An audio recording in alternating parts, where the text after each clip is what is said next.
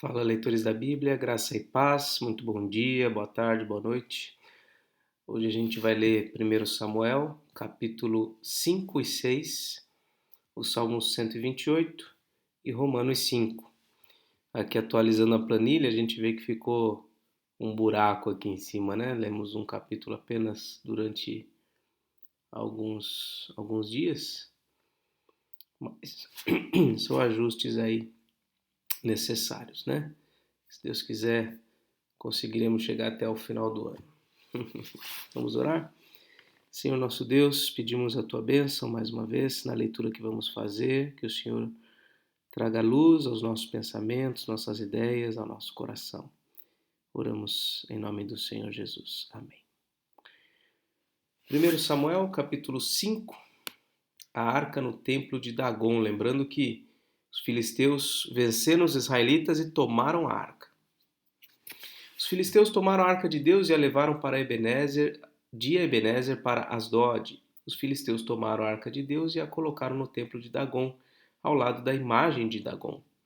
Quando os moradores de Asdod se levantaram de madrugada no dia seguinte, eis que Dagon estava caído com o rosto em terra diante da arca do Senhor. Dagon era uma estátua, um ídolo feito ali por mãos humanas, né? Eles pegaram a imagem de Dagon e a puseram de volta no seu lugar. Levantando-se de madrugada no dia seguinte, pela manhã, eis que Dagon estava caído de bruços diante da arca do Senhor. A cabeça de Dagon e as suas mãos estavam cortadas e se encontravam na soleira da porta, apenas o tronco dele estava inteiro. Por isso os sacerdotes de Dagon e todos os que entram no seu templo em Asdod não pisam na soleira da porta até o dia de hoje. Porém a mão do Senhor castigou duramente os moradores de Asdod e os assolou e os feriu com tumores, tanto a Asdod como nos seus arredores. Quando os homens de Asdod viram o que estava acontecendo, disseram: A arca do Deus de Israel não deve ficar entre nós, pois a sua mão é dura sobre nós e sobre Dagon, nosso Deus. Então enviaram mensageiros e reuniram todos os governantes dos filisteus e perguntaram: Que faremos com a arca de Deus de Israel? Eles responderam: Que a arca do Deus de Israel seja levada até Gate, e depois de cidade em cidade. E a levaram até Gate. Depois que a levaram, a mão do Senhor foi contra aquela cidade, causando grande terror, pois feriu os homens daquela cidade, desde o pequeno até o grande, e lhes nasceram tumores. Então enviaram a arca de Deus a Ecrom. Mas quando a arca chegou lá, os ecronitas exclamaram: Trouxeram a arca do Deus de Israel até aqui para matar a nós e ao nosso povo. Então enviaram mensageiros e reuniram todos os governantes dos filisteus e disseram: Devolvam a arca do Deus de Israel, que ela volte ao seu lugar, para que não mate nem a nós nem ao nosso povo. Porque havia terror de morte em toda a cidade, e a mão de Deus castigou duramente ali. Os homens que não morriam eram atingidos com os tumores, e o clamor da cidade subiu até o céu. Em 2021, eu ouvi um sermão do reverendo Nelson, meu pai, e eu fiz essa anotação do sermão dele. Ó. Às vezes, quando eu ouço um sermão, às vezes eu anoto no próprio programa que eu uso aqui de estudo bíblico. E essa foi a anotação que eu fiz, vou ler aqui rapidamente. Deixa eu aumentar um pouco a letra. Dia 14 de novembro de 2021. Deus não divide sua glória com ninguém. Esse é o primeiro mandamento. Mas nós tendemos a um sincretismo, que é a mistura. Assumir a devoção ao Deus verdadeiro e a outros deuses. Recolocar nossos ídolos atrai o juízo de Deus. Ao invés de reconhecermos a superioridade do Senhor, tendemos a continuar reverenciando os nossos ídolos. Assim como os filisteus mantêm a arca no território filisteu, nós tendemos a manter Deus em nossa vida, apesar de não querermos verdadeiro compromisso e submissão sinceros e não rejeitarmos nossos ídolos. Quando os filisteus trouxeram a arca de Deus, eles queriam ter a arca de Deus junto com eles, mas eles não quiseram ter verdadeiro compromisso e submissão sincera ao Deus de Israel. Eles quiseram somar o Deus verdadeiro à sua própria idolatria. E finalmente os filisteus mandaram embora a arca. Perderam a oportunidade de terem o Senhor governando absolutamente sobre eles. Que não incorramos nesse erro, sirvamos a Ele e somente a Ele. Então, uma reflexão aqui com base nessa história do capítulo 5. Vamos ao capítulo 6.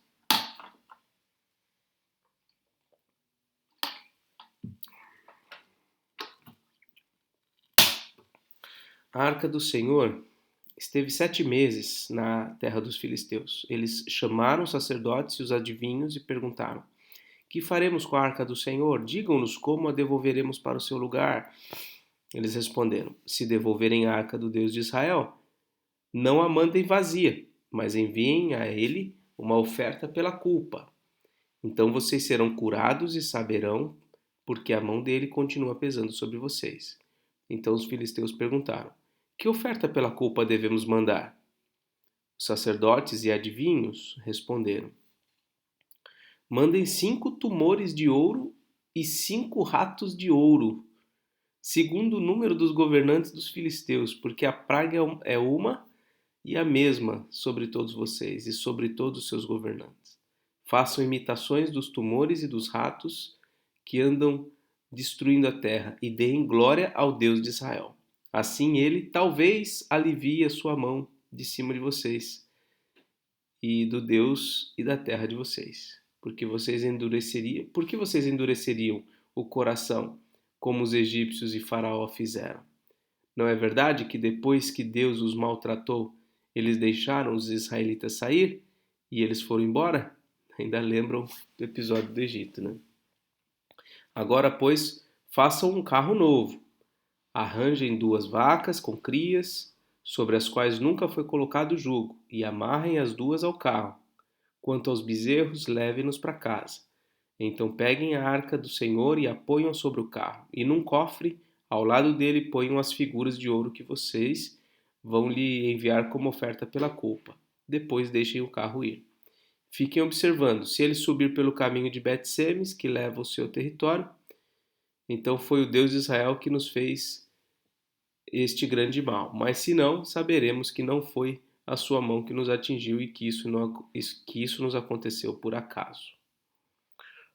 Os homens fizeram isso. Pegaram 2 vacas com crias, as amarraram ao carro e encerraram seus bezerros em casa. Puseram a arca do Senhor sobre o carro, junto com o cofre, que continha os ratos de ouro e as imitações dos tumores.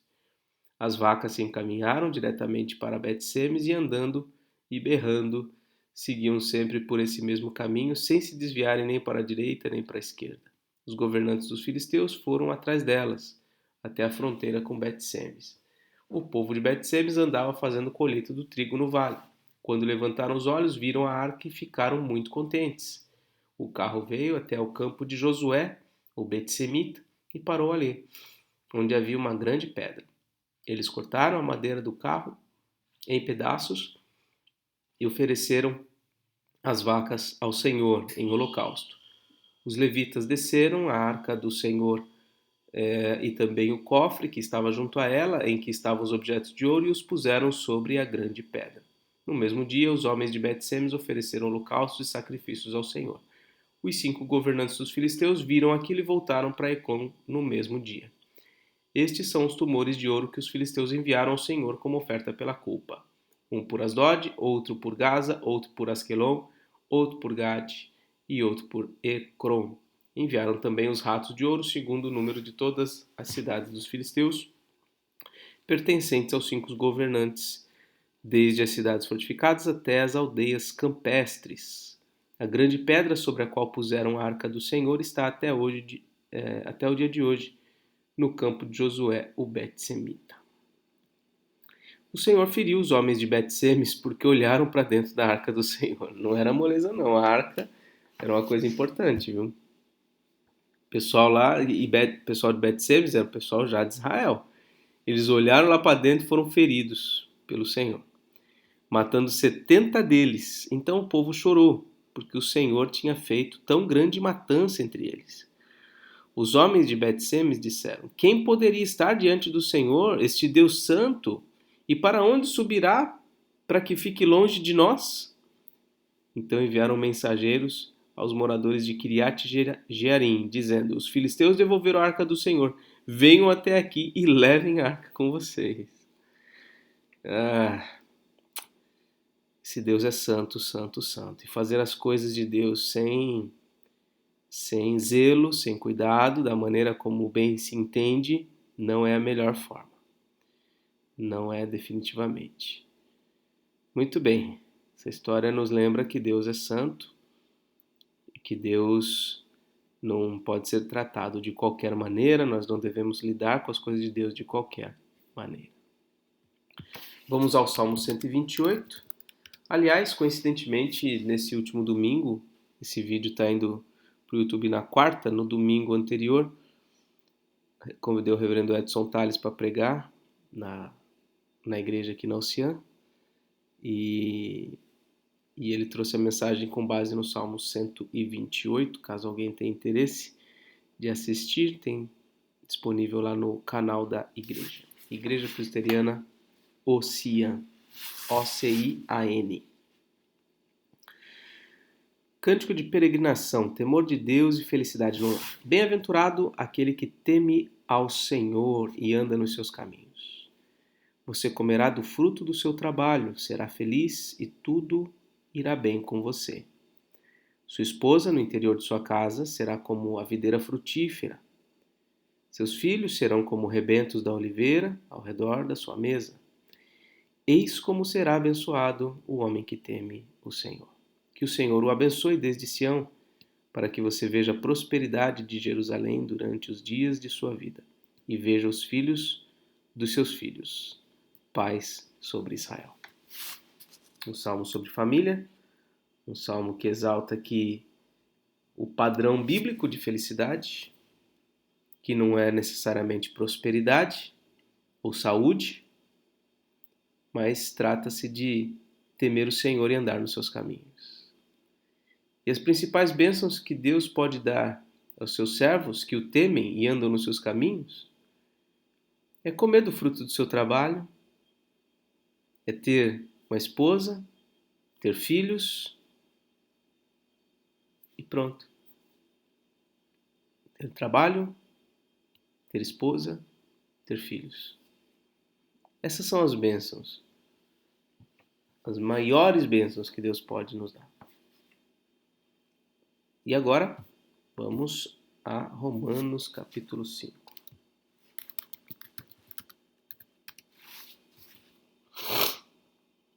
Justificados, pois, mediante a fé, temos paz com Deus por meio de nosso Senhor Jesus Cristo. Vamos lembrar? Final do capítulo 3, versículo 21 em diante, Paulo expõe a doutrina da justificação pela fé.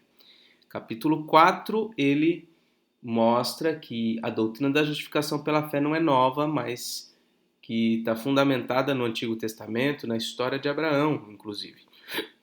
E aqui no capítulo 5 ele vai falar sobre bênçãos associadas à justificação pela fé, que são, dentre elas, a paz com Deus, o acesso à presença de Deus, o privilégio de desfrutar do amor de Deus. Tudo isso são bênçãos decorrentes da justificação pela fé. Então, uma vez justificados mediante a fé, nós temos paz com Deus por meio de nosso Senhor Jesus Cristo. Versículo 2. Pelo qual obtivemos também acesso pela fé a esta graça na qual estamos firmes e nos gloriamos na esperança da glória de Deus. E não somente isto, mas também nos gloriamos nas tribulações, sabendo que a tribulação produz perseverança, e a perseverança produz experiência, e a experiência produz esperança. Ora, a esperança não nos deixa decepcionados, porque o amor de Deus é derramado em nosso coração pelo Espírito Santo que nos foi dado. Porque Cristo, quando nós ainda éramos fracos, morreu a seu tempo pelos ímpios. Dificilmente alguém morreria por um justo, embora por uma pessoa boa alguém talvez tenha coragem de morrer. Mas Deus prova o seu próprio amor para conosco pelo fato de ter Cristo morrido por nós quando nós ainda éramos pecadores. Logo, muito mais agora, sendo justificados pelo seu sangue, seremos por ele salvos da ira. Porque se nós, quando inimigos, fomos reconciliados com Deus mediante a morte do seu Filho, muito mais, estando já reconciliados, seremos salvos pela sua vida. E não apenas isso, mas também nos gloriamos em Deus, por meio do nosso Senhor Jesus Cristo, mediante o qual recebemos agora a reconciliação. Portanto, assim como por um só homem entrou o pecado no mundo e pelo pecado veio a morte, assim também a morte passou a toda a humanidade porque todos pecaram. Porque antes de a lei ser dada, havia pecado no mundo, mas o pecado não é levado em conta quando não há lei. No entanto, a morte reinou desde Adão até Moisés, mesmo sobre aqueles que não pecaram à semelhança da transgressão de Adão, o qual prefigurava aquele que havia de vir. Mas o dom gratuito não é como a ofensa. Porque se muitos morreram pela ofensa de um só, muito mais a graça de Deus e o dom pela graça de um só homem, Jesus Cristo, foram abundantes sobre muitos. O dom, entretanto, não é como no caso em que somente um pecou, porque o julgamento derivou de uma só ofensa para a condenação.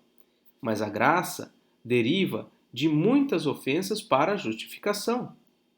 Se a morte reinou pela ofensa de um e por meio de um só, muito mais os que recebem a abundância da graça e o dom da justiça reinarão em vida por meio de um só, a saber, Jesus Cristo. Portanto, assim como por uma só ofensa veio o juízo sobre todos os seres humanos para a condenação, assim também, por um só ato de justiça, veio a graça sobre todos para a justificação que dá vida. Porque como pela desobediência de um só homem muitos se tornaram pecadores, assim também por meio da obediência de um só, muitos se tornarão justos. A lei veio para que aumentasse a ofensa, mas onde aumentou o pecado, aumentou muito mais ainda a graça, a fim de que, como o pecado reinou pela morte, assim também a graça reinasse pela justiça que conduz à vida eterna por meio de Jesus Cristo, nosso Senhor. Então, a primeira parte do capítulo, vimos ali o acesso a Deus, a bênção da reconciliação, termos paz com Deus. Nessa segunda parte, Paulo faz um comparativo entre a obra de Adão e a obra de Jesus. Por meio de Adão e da sua desobediência, o pecado entrou, a morte entrou, e muitos, então, todos se tornaram pecadores, herdeiros da condenação. Da mesma forma, por meio de um só homem, da obediência de um só homem, muitos se tornam justos e são salvos, recebem de graça a salvação, né? Então tudo isso aí está atrelado à doutrina da justificação pela fé. E a gente termina assim a leitura de hoje. Que Deus te abençoe, um forte abraço e até mais, se Deus quiser.